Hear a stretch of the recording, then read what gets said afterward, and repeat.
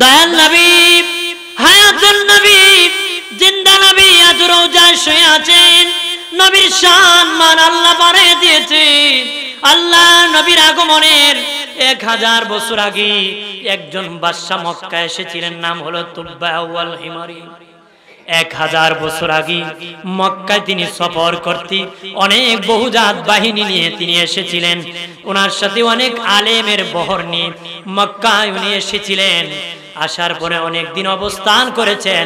মক্কার কোনো মানুষ ওনার সাথে কোনো সাক্ষাৎ করে নাই। মক্কার কোনো মানুষ কি উনি ডেকে বলেন, আলেমদেরকে ডেকে বললেন, আমি এত বড় বাদশা মক্কায় এসেছি, কোন মানুষ আমার সাথে সাক্ষাৎ করে নাই, কোন মানুষ আমার সাথে সাক্ষাৎ করে নাই, কারণ কি? আলেমরা বলল, বাদশা শুনে নাও, এই মক্কা একটা ঘর আছে, কাবা ঘর। ওই কাবা ঘরকে তারা মহব্বত করে। কে মিস্টার আর কে বাদশা আসছে এটা তাদের দেখার বিষয় না, কারণ কাবা ঘরের সম্মান সবচেয়ে তাদের কাছে বেশি। সুবহানাল্লাহ করনা। ওই বাদশা তুব্বা আল হিমারি ডেকে বলে, ওই ঘরের কারণে আমার সাথে তারা সাক্ষাৎ করে নাই, আমি ঘর ভেঙে দিব, এই ঘর ভেঙে চুরমার করে দিব। নাউজুবিল্লাহ বলেন। ওই কথা বলতে দেরি বাবাজি, তার নাকে মুখে রক্ত আসতে দেরি হতে শুরু হয় নাই, নাকে মুখে রক্ত পড়া শুরু হয়েছে। যখন বলল কাবা ঘর ভেঙে উড়ায় দিবি, ওই বাদশার নাকে মুখে রক্ত পড়া শুরু হয়ে গেল। চিকিৎসা দিতেছে ডক্টররা, ভালো হইতেছে না কোনো চিকিৎসায়। ওই আলেম বহর, তার সাথে যারা আলেম ছিল তারা আলেমকে জিজ্ঞাসা করলো, কেন রে আমি সুস্থ হইতেছি না, এত ডাক্তার চিকিৎসা দিতেছে কেন সুস্থ হইতেছি না? যিনি বড় আলেম, আলেমদের নেতা, উনি ডেকে বলে, বাদশা ভালো জিনিসের মনে হয় মন্দ সমালোচনা করেছেন, এই জন্য আসমানি গজব এসেছে, জমিনি চিকিৎসায় কোনো লাভ হবে না। আসমানের মালিক যদি দয়া না করে, জমিনের কেউ ভালো করতে পারবে না বাদশা। সুবহানাল্লাহ করনা। আসমানি গজব আসলে দুনিয়ার কেউ আটকানে যাইব? কথা কনা আটকাতে পারবে? বাহাদুরি দেখে আটকানো যাবে? আটকাতে পারছে? কোটি কোটি টাকা খরচ করে কেউ কারো কাছ থেকে বাঁচতে পারছে? বাঁচতে পারবে না। যখন আসমানি গজব আসবে, মুহূর্তে ধরে শেষ করে দেবে। কথা কোন ঠিক কিনা? বাদশা তুব্বা আল হিমারি, তুব্বা আল হিমারি বাবাজি তখন বলল, আমি কাবা ঘর নিয়ে মন্তব্য করেছিলাম। বাদশা তওবা করেন। উনি তওবা করলেন, ক্ষমা চাইলেন, কাবা ঘরে গিলাফ লাগাই দিলেন, সুন্দর করলেন। আমার আল্লাহ সাথে সাথে ওনার বিমার ভালো করে দিলেন। মক্কার সব মানুষকে ডাকিয়া উনি নতুন কাপড় উপহার দিলেন, তাদেরকে সৌন্দর্য উপহার দিলেন। বাবাজি উনি বললেন, রে মক্কাবাসী, তোমাদের ঘরে, তোমাদের দেশে একটা ঘর আছে, কাবা ঘর। ওই কাবা ঘরের মায়া কইরো, তোমরা কাবা ঘরের দিকে নজর রাখি। আমি কাবা ঘরের মন্তব্য করে বিপদে পড়েছি, তওবা করার কারণে আমার আল্লাহ ক্ষমা করে দিয়েছে, আমি আর ভুল করব না। কাবা ঘরে উনি তখন গিলাফ লাগায় দিছে। কন্যা সুবহানাল্লাহ। উনি তো আর কাফেলা নিয়া বাবাজি তাওরাত কিতাব পড়তে পেয়েছে। আল্লাহ নবী মদিনা, মক্কা থেকে মদিনায় হিজরত করবেন। আল্লাহু আকবার বলে না। উনি যখন ওনার দেশে ফিরে যাবেন, যেতে বাবা নবীজি হিজরত করে যেখানে মদিনায় যাবেন, সেখানে উনি দেখতে পেলেন তাওরাত কিতাব পড়তে পেয়েছেন, নবীজি সেখানে যাবেন। উনি বললেন, সঙ্গী সাথীরা নামো রে, নামো নামো, আখিরি নবী সেখানের মধ্যে আসবে রে। নবীজি জমিনে হাঁটা চলাফেরা করবে, আমরা নামিয়া ওই জমিনের বরকত গ্রহণ করব রে। তোমরা নামো, এই জমিনের বরকত গ্রহণ করব। যে জমিনে আখিরি নবী, দয়াল নবী তাশরিফ আনবেন, সেই জমিনের মধ্যে নবী চলাফেরা করবেন, নুরানি কদম মোবারক লাগবে, সেখানে নামিয়া নবীর বরকত আমরা হাসিল করব। একটু চিল্লায় বলে মারহাবা। আর জোরে বলি আমার প্রাণের বাবাজি। তখন আলেমরা ডেকে বলল, বাদশা, ও বাদশা, আমরা আর দেশে ফিরবো না, আমাদেরকে সেখানে আপনি ঘর বানিয়ে দেন। আল্লাহু আকবার বলেন না। এইখানে ঘর বানিয়ে দেন, আমরা সেখানের মধ্যে মদিনায় থাকবো, আমাদের ঘর বানিয়ে দেন। আমরা সেখানে মরবো, আমাদের কবর হবে ওই জমিনে, ওই রহমতের নবী হাঁটা চলাফেরা করবে। নবীর জুতা মোবারকের ধুলাবালি যখন আমাদের কবরে রাখবে, এর উসিলায় আমাদের কবর বেহেশতের বাগান আল্লাহ বানায় দিবি।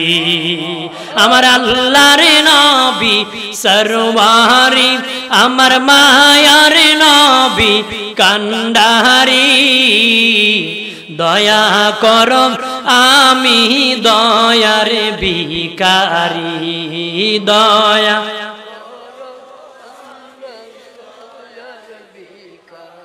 হাসরের কান্ডারি হয়া নিয়মরে পার করিয়া আমি কাতরে বিনয় করি, আমি কাতরে বিনয় করি,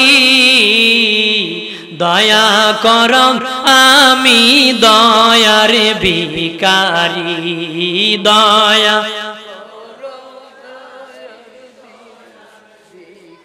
আমার প্রাণের বাবাজি, ওই বাদশাহ সেখানে আলেমদেরকে ঘর বানিয়ে দিছে, ঘর বানিয়ে দিছে, আর বলে এই জমিনে ঘর বানিয়ে গেলাম, দয়াল নবীর বরকত গ্রহণ করব।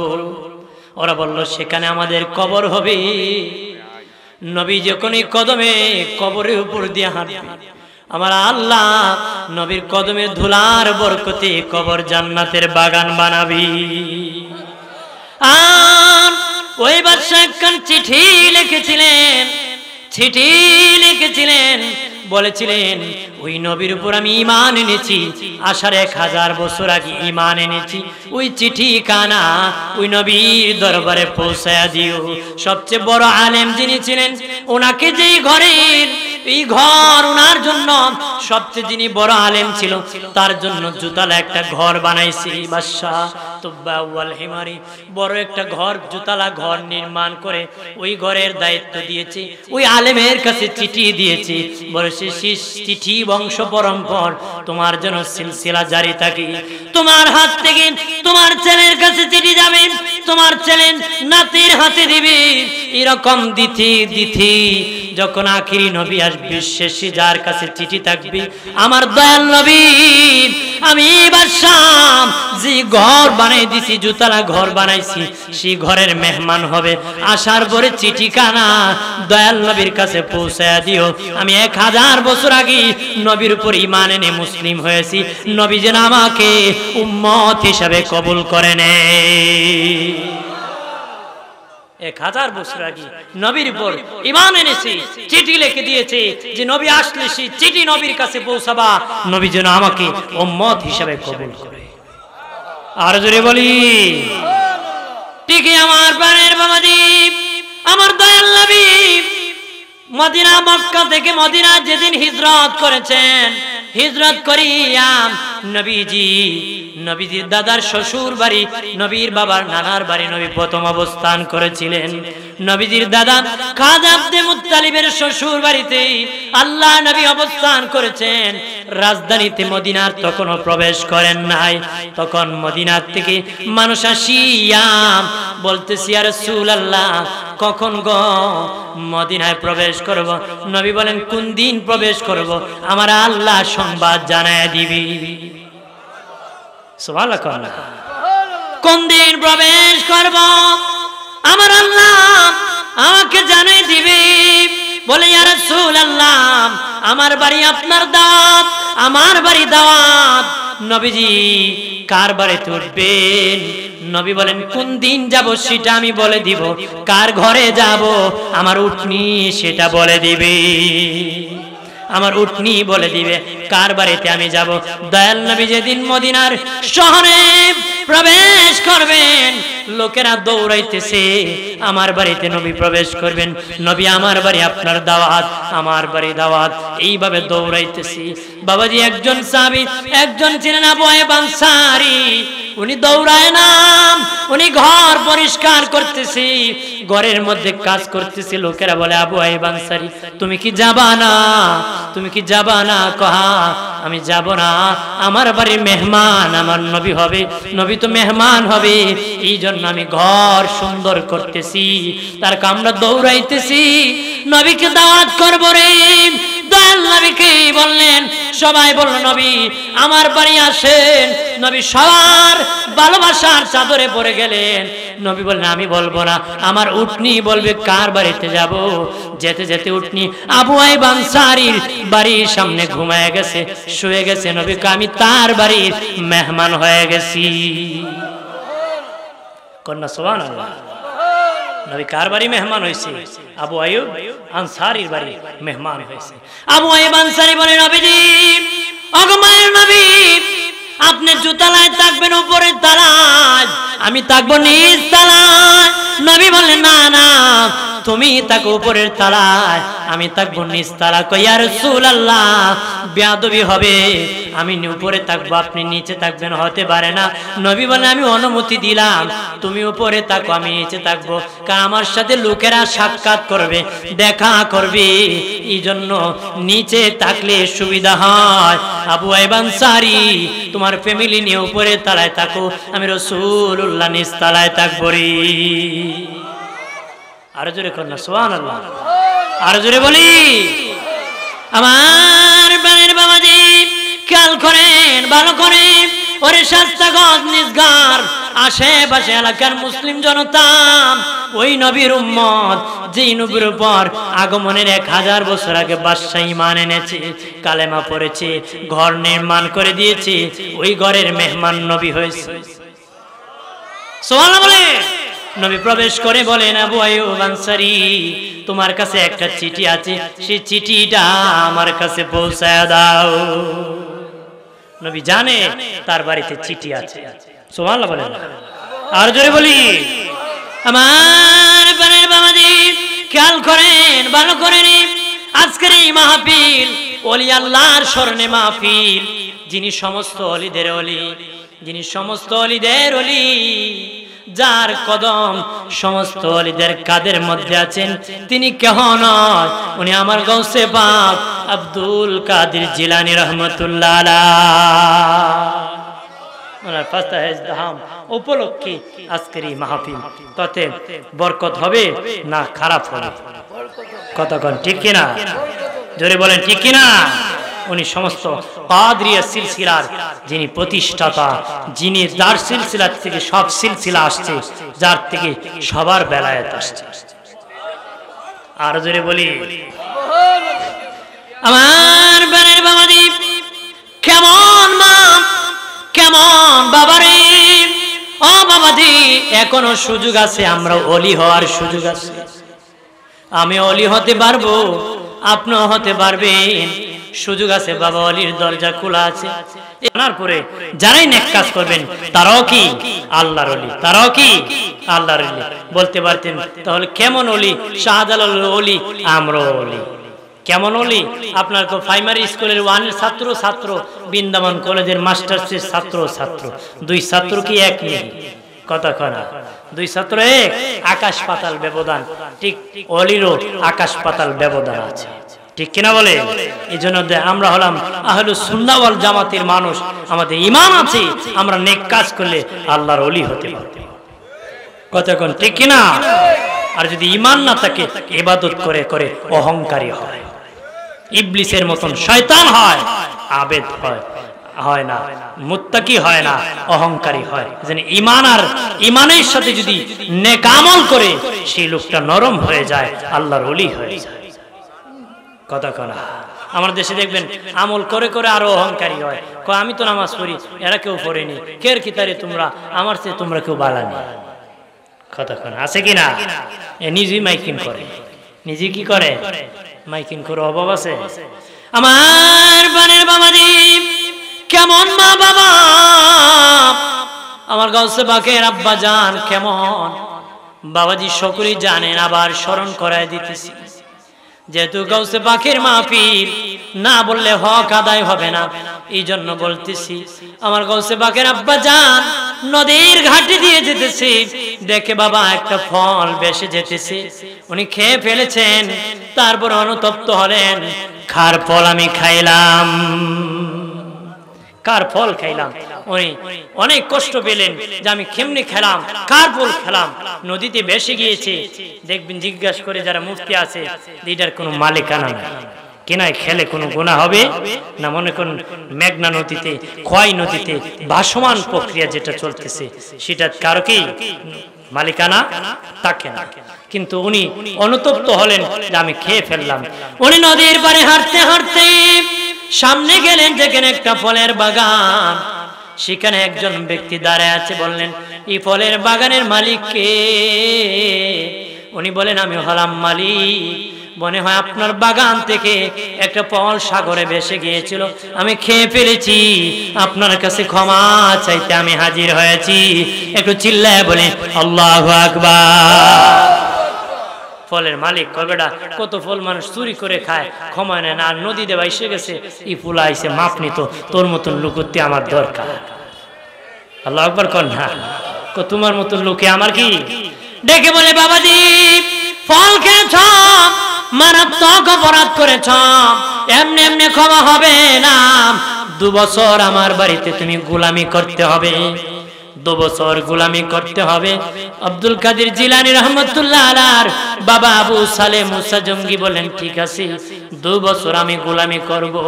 আপনারা বলেন, কারো কাছে যদি ক্ষমা নিতে যান আপনি, সে যদি বলে 6 মাস গোলামি করতে হবে, আপনি কি রাজি হবেন নাকি? 6 মাসও তো না, একদিনের কত হইলে বেটা 5 পাল মারবো, বেটা ইসলাম মাপ নিত, তোর যে গেরা যা যা তো করার করিস, জায়গা কথা আছে কিনা, কইব কিনা? আরে বাবা দেখবো না কিতা করা আছে কিনা? আমরা দেশে আছে না, কয় দেখবো না আসরে কিতা করা। আরে বাবা বোঝা যায় এর মামুর বাড়ি আসরের না। কথা আল্লাহ মালিক ইয়াউমিদ্দিন, বিচার দিবসের মালিক কে? এখানে কোনো বেড়ার বাহাদুরি চলবে না। এখন দেখবো, দেখাইবো ভালো করে, দুর্মুজ দিব ভালো করে, কথা হয় না। আমার প্রাণের বাবাদীপ, আমার গাউসে পাকের আব্বা জান আবু সালেহ মুসা জঙ্গি ডেকে বলেন, ঠিক আছে আমি 2 বছর গোলামি করব। 2 বছর থাকার পরে ওনাকে বলতেছেন, আমাকে ক্ষমা করেন, 2 বছর হয়েছে। বলে, বাবা আবু সালেহ রে, ক্ষমা তো এত তাড়াতাড়ি হয় না, তুমি আরেক বছর গোলামি করতে হবে, তাহলে তোমাকে আমি ক্ষমা করে দিব। উনি বলেন, ঠিক আছে আরেক বছর আমি গোলামি করব। আরেক বছর গোলামি করলেন। 3 বছর গোলামির পরে গিয়া বলেন, বাবাজি আমাকে ক্ষমা করে দেন। কয়, বাবা এত তাড়াতাড়ি ক্ষমা করে যাবে না, তুমি আমার একটা আদেশ পালন করতে হবে। কি আদেশ? আমার একটা মেয়ে আছে বয়রা, লুলা, অন্ধ, সেই মেয়েকে তুমি বিবাহ করতে হবে। সেই মেয়েকে কি? মেয়ে চোখে দেখে না, কানে শোনে না, হাঁটতে পারে না, কথা বলতে পারে না, এমন একটা মেয়ে বিয়ে করতে কে কে রাজি আছে? কথা কয় না, সব আছে। যদি বাপে কয়, ছেলে তোমার বয়স 25, ছেলের বয়স মেয়ের বয়স 35, রাজি বলি ফুলা। কথা কয়, তুমি করে লাও গে, আমি না। কথা হয়, টাকা খরচ যা লাগে আমি দিব মনে, তুমি সাইরা লাও। কথা কয় না। আবু সালেহ মুসা জঙ্গি বললেন, ঠিক আছে আমার ক্ষমা দরকার, কারণ মালিকের আদালতে দাঁড়ানোর সাহস আমি আবু সালের নাই, এই জন্য আমার ক্ষমা লাগবে। আপনার ওই মেয়েকে আমি বিবাহ করতে রাজি। একটু চিল্লায় বলে আল্লাহু আকবার। বিবাহ যখন হয়ে গেল, বাসর ঘরে উনি প্রবেশ করবেন। দেখেন পূর্ণিমার চাঁদের চেয়ে সুন্দর একটা মেয়ে বসে আছে। উনি দেখে ভয় পেয়ে পিছন দিক থেকে ঘরের থেকে বাহির হয়ে গেছেন। আরে আমার শ্বশুর বলল, আমার বিবি কথা শুনে না, কথা বলতে পারে না, আমার বিবি কানে শোনে না, আমার বিবি চোখে দেখে না, আমার বিবি পা হাঁটতে পারে না, এত সুন্দর একজন নারী বসে আছে, উনি তো আমার বিবি না। বের হয়ে ওনার শ্বশুরকে বলল, ওগো শ্বশুর, আমার বিবি কোথায়? আমার বিবি কোথায়, উনি কে বসে আছে? ওনার শ্বশুর ডেকে বলে, রে বাবা আবু সালেহ, উনি হলো আমার মেয়ে উম্মুল খায়ের ফাতেমা। সুবহানাল্লাহ বলি না? তিনি হলো আমার মেয়ে উম্মুল খায়ের ফাতেমা। তোমার কপাল ভালো, আমার মেয়ের সাথে তোমার বিবাহ দিয়েছি। বললেন আব্বাজি, বলেছেন আপনার মেয়ে কথা বলতে পারে না। সে তো কথা বলতে পারে, শুনেছেন, বলেছেন কানে শোনে না, সে কানেও শুনে। বলেছেন চোখে দেখে না, আবার সে তো চোখে দেখে আপনি বলেছেন হাঁটতে পারে না, হাঁটিয়া হাঁটিয়া আমার কাছে এসেছে।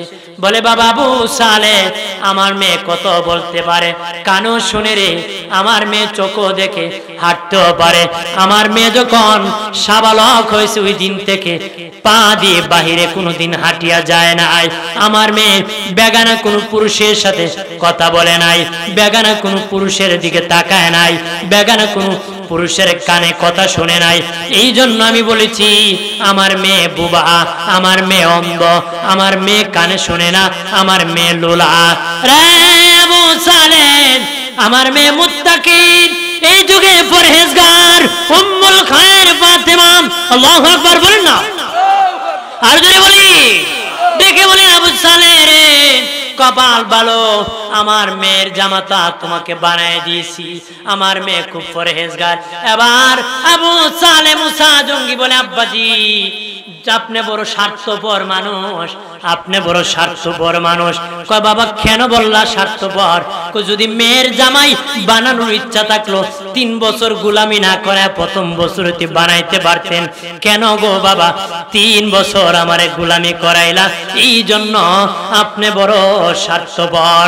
ওনার শ্বশুর ডেকে বলেন, রে আবু সালেহ, আমি স্বার্থপর না রে, তুমি যখন ফল খেয়ে আমার কাছে ক্ষমা নিতে এসেছ, আমি দেখলাম এই যুগে তোমার চেয়ে পরহেজগার আর কেউ হতে পারে না। তোমার কাছে আমার মেয়ে বিবাহ দিব, কিন্তু দেখলাম আমার ফাতেমার বয়স 9 বছর। 9 বছরের মেয়ে তো স্বামীর কদর বুঝবে না। এই জন্য বলেছিলাম 2 বছর তুমি যেন আমার ঘরে গোলামি করো। 2 বছর করার পরে আমার মেয়ের বয়স পড়েছে 12 বছর। 12 বছর মেয়েও স্বামীর কদর বুঝবে না। দেখলাম বিবাহ দেখলে তুমি বিয়ে দিলে, তোমার কদর বুঝবে না। তারপরে বললাম আবু সালেহ, আরেক বছর তুমি গোলামি করতে হবে। আমি আরেক বছর করলাম। আমার মেয়ের আবু সালেহ বয়স এখন 13 বছর, স্বামীর কদর বুঝবে রে। এই জন্য 2 বছর আমি করেছি গোলামি। আমি স্বার্থপর না, তোমাকে মেয়ের জামাই বানানোর জন্য একটা জান্নাতি মেয়ে, পরহেজগার মেয়ে, আমার মেয়ে উম্মুল খায়ের ফাতেমাকে তোমার কাছে বিয়ে দেওয়ার জন্য আমি 3 বছর আটকাইছি। সুবহানাল্লাহ। আর জোরে কও। আমার বাড়ির বাবাজি, আমার গাউসে পাক পৃথিবীতে যেদিন এসেছিলেন, রমজানের আগের দিন শুভ আগমন করেছে। যেদিন সাহারি খাবেন সেদিন নবী বাবাজি গাউসে পাক পৃথিবীতে এসেছে। পরের দিন আমাদের দেশও বাবা এশারের সময় শুরু হয়। চাঁদ দেখা গিয়েছে না দেখা গিয়েছে এই নিয়ে ধাক্কা ধাক্কি চলে কিনা। অনেক সময় তারাবি পরেও দেখা যায় চাঁদ উঠে নাই, ঠিক কিনা? অনেক সময় তারাবি না পড়লেও দেখে চাঁদ উঠে গেছে, তাড়াহুড়ি করে তারাবি পড়া হয়, তারপর রাখা হয়। তারা তারাবি পড়েছে, সাহারি খাইছে, এরপর সন্ধ্যা হইছে যে রোজার 1 তারিখ হয়েছে কিনা। বড় হুজুরের বাড়ি যায়, কারণ আমার গাউসে পাকের বাবা জান ছিলেন সেই যুগের বড় মসজিদের খতিব, বড় হুজুর ছিলেন। সুবহানাল্লাহ। বাইরে আমার খেয়াল করেন ভালো করে, লোকেরা যাইয়া আবু সালেহ মুসা জঙ্গির বাড়ির সামনে যা ডাকতেছে, হুজুর বাড়িতে আছেননি? তখন তিনি বাড়িতে ছিলেন না। ওনার বিবি উম্মুল খায়ের ফাতেমা বলতেছেন আমার স্বামী বাড়ি নাই। তারা বলে কেন এসেছেন? কয়ে এসেছি আজকে কি রমজানের 1 তারিখ কিনা।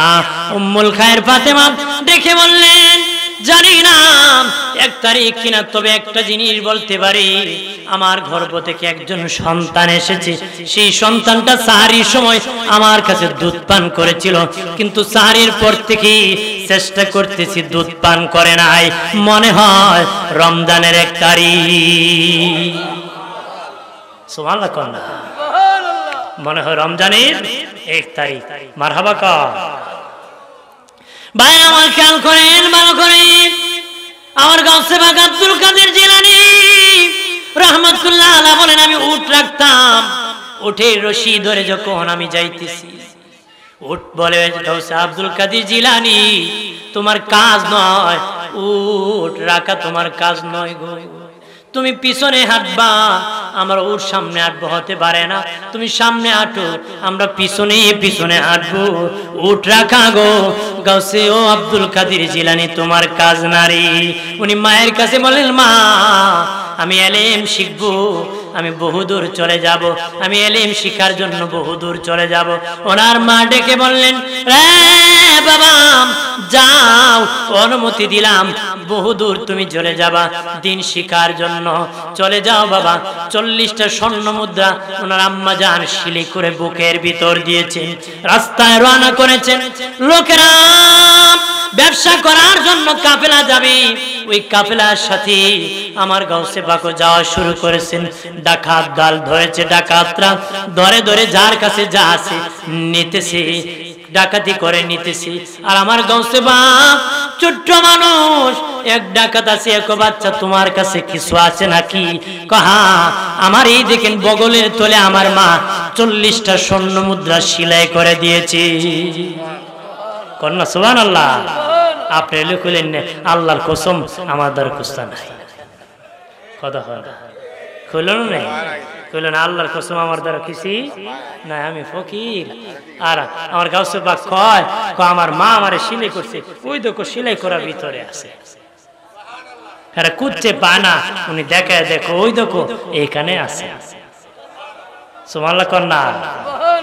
তখন তারা ডেকে বলে, আব্দুল কাদের তুমি তো ইচ্ছা করলে বলতে পারতাম তোমার কাছে কিছু নাই, আমরা চলে যেতাম, কেন রে তুমি বললা সেলাই করে এখানে আছে 40টা স্বর্ণ। যখন আমার গাউসে পাক ডেকে বলে, শুনে না, আমি যখন দিন শিখার জন্য বাড়ি থেকে বের হয়েছি, আমার মা শাশুড়ি ওসিয়ত করেছে, বাবা আব্দুল কাদের দেখিও জীবনে কোনোদিন মিথ্যা কথা বলিও না রে, ও বাবা আব্দুল কাদের জীবনে মিথ্যা বলিও না, এই জন্য আমি মিথ্যা কথা বলি নাই। ডাকাতরা ভয় পেয়ে গেল, কান্নায় ভেঙে পড়ে গেল, সর্দারের কাছে নিয়ে গেল, বললে এত বড় হইলাম, আল্লাহর হুকুম পালন করলাম না, আল্লাহকে ভয় করলাম না, আর এই ছোট্ট বাচ্চা বলে তার মা নাকি বলছে মিথ্যা কথা বলবে না। তখন তারা আমার গাউসে পাকের কাছে তওবা করে কামেল মুমিন হয়ে গিয়েছিল। সুবহানাল্লাহ। আর জোরে কর। আমার প্রাণের বাবাজি, নেক নজর এমন একটা জিনিস, নেক নজর এমন একটা জিনিস, নেক নজরে বাবা ভালো হয়, বদ নজরে খারাপ হয়। ব্যক্তি বলে খাবার খাইছিলাম, বদ নজর লাগছে, পেটে ব্যথা হইতেছে, কয় কি না, হয় কি না? ও কি হইছে, অমুকে দেখছে খাবার শেষ, নষ্ট হয়ে গেছে, খাওয়ার দ্বারা পাতলা পায়খানা হইছে, এটা বদগু, বদ নজর লাগছে, তার দ্বারা নষ্ট হয়ে গেছে। কতক্ষণ ঠিক কিনা? চোখ লাগা সত্য, চোখ লাগা কি সত্য, মানুষের চোখ যাদের লাগে লাগা কি সত্য। একজন সাহাবী ছিলেন, ওনার শরীর ছিল মহিলাদের মতন একটু নরম। একজন সাহাবী দেখে কয়, তোমার সোহেল নামক একজন সাহাবী ছিলেন, উনি ধরে কয় তোমার তো হাত মহিলাদের মতন নরম চরম। সাথে সাথে ওনার শরীরে ব্যথা যন্ত্রণা শুরু হয়েছে। সাহাবায়ে কেরাম বলেন, হুজুর ওই মুখ সাহাবী বলেছিল তার শরীর নরম, এজন্য তার দেহের মধ্যে ব্যথা শুরু হয়েছে, কি করতে পারি? নবীজি বলেন, যে বলেছে তার মুখমণ্ডল ধৌত করে পানি এনে তার সোহেলের দেহের মধ্যে নিক্ষেপ করো, আল্লাহর রহমতে সে ভালো হয়ে যাবে। সত্যি তার পানি এনে যখন দেওয়া হলো, সে ভালো হয়ে যাবে। সুবহানাল্লাহ কন্যা। আমরা কি তা আগে জানলে আর বড়া ছিঁড়ে রাখতে দিলাম, বড়া ছিঁড়লে মাইল লাগবো, সাপ ই মাইরও যাই কথা হয় না। আর আপনারা যারা চোখ লাগে, আপনারাও দেখলে কইতেন না বাম পাল লাগছে রে, তো শেষ কতক্ষণ আপনারা দেখলে কইতেন মাশাআল্লাহ, জাযাকাল্লাহ, বারাকাল্লাহ, কারো দেখে কিছু আফসোস করবেন না। কতক্ষণ ঠিক কিনা? আমরা আফসোস করে বেড়ায় শেষ করিয়া জ্বালায় ছাতাইলায়, দেখবেন বেড়ায় ওই দিন জমিনে ফসল ফলালে কালো পাতিলায় চুন, সাদা চুন লাগে, কত যত মুখ খালি পাতিলের বিরুদ্ধে। কতক্ষণ ঠিক কিনা? আর জোরে ক। হাজির, সেজন্য আমরা সতর্ক, কারণ চোখ লাগলে সব নষ্ট হয়। এক ব্যক্তি যাইতেছে দিকে লাউ রে, লাউ গাছ জ্বললে শেষ হয়ে গেছে। আপনি এখন আপনার সুন্দর বউ নিয়ে যদি শহরে টল দেন, আরেক বেটা দিকে সুন্দর রে, এটা ভালো থাকবে না নষ্ট হইব, ব্লাড নষ্ট হয়ে যাবে। লাউ যেমন গাছ নষ্ট হয়ে যায় চেহারার দৃষ্টি কুদৃষ্টি দেওয়ার কারণ গাছ জোরে সরকার হয়, ঠিক দূষিত রক্ত লাউ নষ্ট হয়ে যায়। একজন লোক যদি দূষিত ভাবে কুমতলবে আপনার স্ত্রীর দিকে তাকায়, এটার রক্ত নষ্ট হয়ে যাবে। দূষিত রক্ত থেকে আসবে সন্ত্রাস, দূষিত রক্ত থেকে আসবে কি সন্ত্রাস। কতক্ষণ ঠিক কিনা? আমার প্রাণের দুস্থ বুজুর্গরা খেয়াল করেন ভালো করিয়া, ও প্রাণের বাবাজি খেয়াল করেন ভালো করিয়া। আমার গাউসে পাক আব্দুল কাদের জিলানী রাহমাতুল্লাহ আলাইহি এক নজর চুরের পায়ে দিয়েছিলেন, চুরকে একটা নজর দিয়েছিলেন, ওই চুর কুতুব হয়ে গিয়েছিল রে। কি হয়েছিল? নেক নজরের দ্বারা তাকাইছে, সাথে সাথে সে কুতুব হয়ে গেছে। আরো জোরে কও ভাইরা আমার খেয়াল করেন ভালো করে। ওই যুগের ওই সমাজ এক মহিলা তার স্বামীর সাথে ঝগড়া করতেছে, স্বামীরে তুমি একজন পীরের কাছে বায়াত গ্রহণ করো, মুরিদ হও। স্বামী মুরিদ হইতেছে না। একদিন রাতের বেলা স্ত্রী বলে কেন হইলা না? স্বামী স্ত্রী ঝগড়া করে স্বামী ঘর থেকে বাইর হয়ে গেছে, আজকে মুরিদ না হয়ে স্ত্রী ঘরে আসবো না, যাকে পাইবো তার কাছে আমি বায়াত গ্রহণ করব। সে বের হয়ে দেখে তিনটা লোক যাইতেছে, ডাক দিয়েছে। তার তিনজন ডাক দেওয়ার সাথে সাথে দৌড় মারা শুরু করছে। ওই লোকটা বাবা একজনের পিছে দৌড় মারছে, একজন তো তিনজনের পাছনে যেতে পারে না, দুইজন দৌড়ায় চলে গেছে, একজনকে ধরে ফেলছে। কয় ভাই বাড়িতে বিবির কাছে বলেছি যাকে পাইবো বের হয় তার কাছে মুরিদ হয়ে যাব, তুমি আমার কাছে আমাকে আপনি মুরিদ করে। এবার হইল সুর কি সুর, মনে মনে কি করি আমি বলে মুরিদ করতাম, চিন্তায় পড়ে গেছে গা, এখন তো সুডা লাগবো, একো ভাই মুরিদ করলে পরে করবো, তুমি কেন বউ আমি আয়। এবারে করছে ফলিসি ভাগ্যে যাই কি করা। ওই লোকটাকে বসা চলে গেছে। আমার গাউসে পাকের বাড়িতে চুরি করবে রে, তার বাড়িতে দেখছি মানুষ মেহমানদারি করে, মানুষ আসে কত খাবার খায়, কত না আলমারিতে কত জিনিস আছে, আমি চুরি করব। আমার গাউসে পাকের বাড়িতে চুর ঢুকে গেছে, আর রাস্তা পায় না। আল্লাহ ওয়ালার বাড়িতে ঢুকা যায়, বাহির হওয়ার পথ পাওয়া যায় না রে। বাহির হওয়ার পথ কি পাওয়া যায় না, বলে ঢুকে পড়ছে খাটের নিচে আটকা, আর বের হতে পারে না। আর যখন বের হতে পারে না, ও বাবাজি রাতের গভীর রজনীতে হযরত খিজির আলাইহিস সালাম, খিজির আলাইহিস সালাম আশেখ আব্দুল কাদের জিলানী, ওগো আব্দুল কাদের জিলানী অমুক শহরের কুতুব মারা গেছে, আপনার খোলাফার মধ্যে যে কোনো একজনকে কুতুব বানায়া তাড়াতাড়ি দিয়ে দেন, কারণ শহরের কুতুব মরে গেলে শহর ধ্বংস হয়ে যায়, তাড়াতাড়ি একজন কুতুব দিয়ে দেন। আমি বলি শাস্তাগঞ্জের মুসলিম জনতা প্রত্যেক শহরে একজন কুতুব থাকে রে, এই আল্লাহর কুতুব জিকির করতে থাকে। যদি শহরে কুতুব না থাকতো শহরগুলা ধ্বংস হয়ে যেত রে। শহরে যে আযাব হয়, পাপ হয়, জেনা হয়, যদি আল্লাহর কুতুব এক কোনায় বসে আল্লাহ আল্লাহ জিকির না করতো, ওই শহরকে আল্লাহ ধ্বংস করে দিত। হযরত খিজির আলাইহিস সালাম দেখে বলেন, রে আব্দুল কাদের জিলানী অমুক শহরের কুতুব মারা গেছে, তাড়াতাড়ি করিয়া একজন আপনার খোলাফার থেকে কুতুব বানায় দেন। আমার গাউসে পাক বলেন, ওগো খিজির আমার খলিফারা বাড়িতে চলে গেছে, তারা নিজ নিজ বাড়িতে ঘুমায় পড়েছে, আমি আমার খলিফা পাবো কো এখন, আর কাকে কুতুব বানাবা? হযরত খিজির আলাইহিস সালাম বলেন, তাড়াতাড়ি করো, দেরি করা যাবে না। তখন তিনি খাদেমকে বললেন, দেখো আমার খাটের নিচে একজন ব্যক্তি বসে আছে। তাহলে গাউসে পাকের নজরও আছে, খাটের নিচে সুরাদে বসে আছে। আল্লাহু আকবার কন্যা জোরে কও।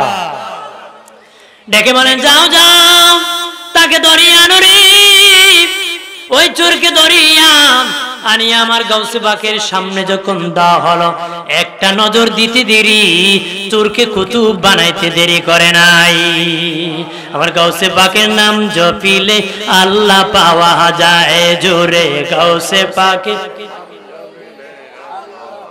পাগল কান্দিস নায়ার গাছতলায়, কান্দিস নায়ার গাউসে পাকের নাম জপিলে, জোরে কন্যা, গাউসে পাকের নাম জপিলে আমার গাউসে পাকের এমনি নিশানা, চোরকে ধরে কুতুব বানা, গাউসে পাকের এমনি নিশানা, চোরকে ধরে কুতুব বানা, মুর্দা মানুষ জিন্দা করে হাতের ইশারায়, মুর্দা মানুষ জিন্দা করে হাতের ইশারায়, গাউসে পাকের নাম জপিলে আল্লাহ পাওয়া যায় জোরে, গাউসে পাকের নাম জপিলে। আমার প্রাণের বাবাজি খেয়াল করেন ভালো করিয়া, আমার গাউসে পাক তাকে কুতুব বানায় দিয়া বললেন, কুতুব তুমি একটা লোককে বসেছি বলেছিলা, রাস্তায় বলেছিলা তুমি বসে থাকো, আমি আসিয়া তোমাকে বায়াত নেব, আমার কাছে তোমাকে মুরিদ করব, ওই লোকটা এখনো তোমার জন্য অপেক্ষা করতেছে, যাও তাকে মুরিদ করিয়া অমুক শহরে তুমি চলে যাবারে। সুবহানাল্লাহ কন্যা। আমার প্রাণের বাবাজি স্পেনের একজন আলেম, স্পেনের একজন আলেম আমার গাউসে পাকের মন্তব্য করত, বেদাতি বলতো, গালাগালি করত, ভণ্ড বলতো, গালাগালি করত। আল্লাহ আমার অলির বিপক্ষে যারা গিয়েছে, আমি আল্লাহ নিজে তাদের বিপক্ষে যুদ্ধ ঘোষণা করি। কি ঘোষণা করি? আল্লাহর কি কুদরত, সারা জীবন হেরা কইছে মাজার পূজা, মাজার পূজা, আল্লাহ তার পূজার মধ্যে হাজির করছে।